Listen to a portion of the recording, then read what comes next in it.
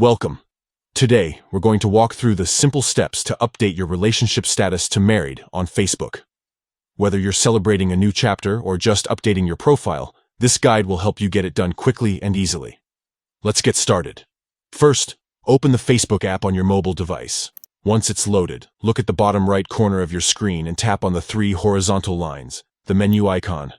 This will bring up a list of options. Next, navigate to your profile by tapping on your name or profile picture from the menu. Once you're on your profile page, locate and tap the Edit Profile button.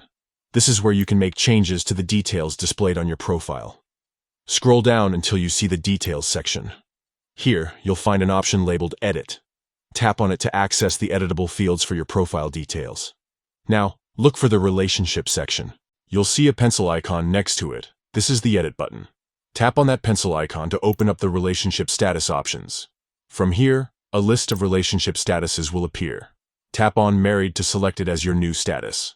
If you'd like, you can also add additional details, such as your partner's name or anniversary date, but this step is optional.